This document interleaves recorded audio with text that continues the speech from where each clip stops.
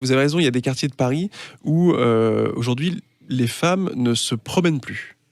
C'est-à-dire que les femmes ont déserté certains quartiers.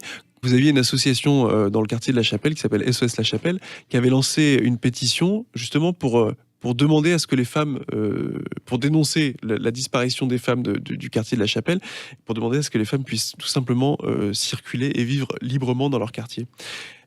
Vous n'imaginez pas. Marlène Schiappa avait fait une patrouille. Oui, on s'en souvient très bien.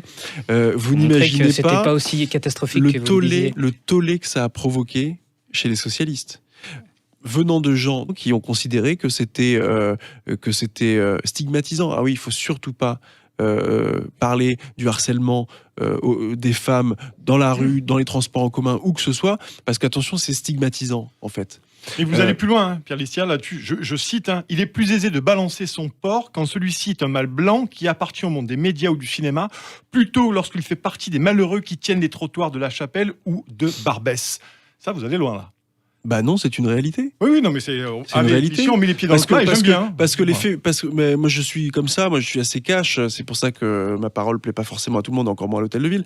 Mais quand vous avez des féministes, vous savez, les féministes de plateau télé qui MeToo, balance ton porc, sont les premières, les plus vindicatives à être en tête des cortèges. Mais quand il s'agit d'aller défendre les femmes, les jeunes filles, les mères dans ces quartiers-là, ou qui sont des quartiers déjà difficiles pour tout le monde, hein, hommes comme femmes, mais où la difficulté pour les femmes est bien supérieure.